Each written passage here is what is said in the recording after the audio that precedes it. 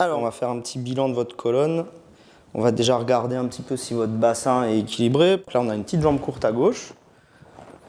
On va vérifier si c'est cohérent avec le déséquilibre de votre bassin. Un mal de dos, des cervicales qui coincent, c'est le quotidien d'Éric Lehmann, chiropracteur depuis 17 ans. Il traite des patients dont les douleurs sont apparues suite à un accident, en raison de mauvaises postures ou de gestes répétés.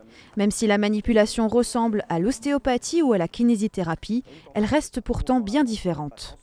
La chiropraxie, c'est le diagnostic, la prévention et la prise en charge des troubles musculo-squelettiques, plus exactement des troubles neuromusculo-squelettiques, et bien entendu la correction de ces troubles une fois qu'ils ont été détectés et évalués avec le patient. Le principal acte qu'on va pratiquer, c'est ce qu'on appelle les ajustements chiropratiques, donc qui ressemble à une manipulation mais qui est tout à fait douce et spécifique. Et nous, on va intervenir plutôt sur l'aspect directement articulaire.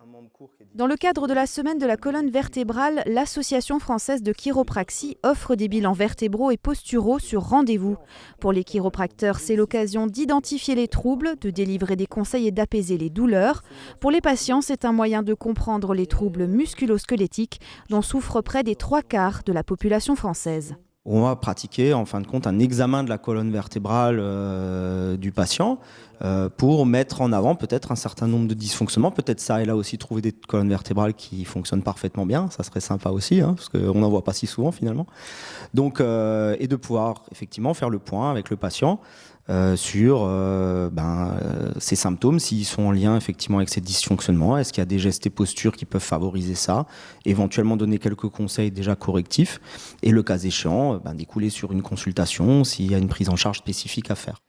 En France, les troubles musculo-squelettiques représentent environ 10 millions de journées d'arrêt de travail par an.